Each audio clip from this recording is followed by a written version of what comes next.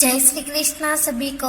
आज हम सुनेंगे पुरुषोत्तम मास का तीसरा अध्याय। हे नारद जी, जो कुछ भगवान कृष्ण ने राजा युधिष्ठिर से कहा वही मैं तुमसे कहता हूँ। एक समय धर्मराज युधिष्ठिर जुए में दुर्योधन से सब कुछ हार गए तो द्रौपदी को बालू से पकड़कर दुष्ट दुशासन ने खींचा और वस्त्र भी पकड़कर खींचे तो कृष्ण भगवान ने रक्षा की। उसके पश्चात युधिष्ठिर और पांचों भाइयों सहित राज्य को छोड़कर काम्यक वन को चले गए। वहाँ पर वन में युधिष्ठिर, द्रौपदी आदि बाल बिखेरे वन में रहने वाले हाथियों की तरह वन के फलों को खाकर अति दुख को प्राप्त हुए। एक समय देवकी के पुत्र श्री कृष्ण भगवान उनको दुखी जानकर काम्यक वन को गए।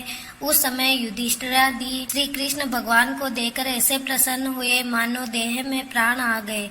वो बड़े प्रेम से मिले और हरि के चरण कमलों में नमस्कार किया। द्रौपदी ने भी प्रणाम किया। राजा युधिष्ठिर को दुखी देखकर और ऐसे ही द्रौपदी को दुखी देखकर भगवान श्री कृष्ण भी अत्यंत दुखी हुए। जब विश्वात्मा भक्त वत्सल भगवान ने दुर्योधन को भस्म करने के लिए क्रोध किया तो मानो करोड़ों काल कराल के समान मुख से प्रलय काल की अग्नि उठी हो और धातु को पीसते हुए मानो त्रिलोक को भस्म कर देंगे। तब अर्जुन भय से कांप उठे। युधिष्ठिर और द्रौपदी तथा दूसरे उपस्थित जन हाथ जोड़कर भगवान को प्रसन्न करने के लिए स्तुति करने लगे। तब श्री कृष्ण भगवान अर्जुन के इस प्रकार स्तुति वचन सुनकर शीतल हो गए। फिर प्रेम से व्याकुल होकर युधिष्ठिर आदि श्री भगवान को बारंबार नमस्कार करने लगे। श्री नारायण कहने लगे कि हे नारद जी, इस प्रकार प्रेम से मग्न हो सिर झुकाकर हाथ जोड़कर बारंबार भगवान श्री कृष्ण को नमस्कार कर अर्जुन ने भगवान श्री कृष्ण से जो प्रश्न किया वह मैं तुमसे कहता हूँ। हरि भगवान ये सब सुनकर पांडु के हितकारक वचन कहने लगे। कृष्ण कहने लगे, हे अर्जुन, मेरे वचनों को सुनो और आपने जो अपूर्व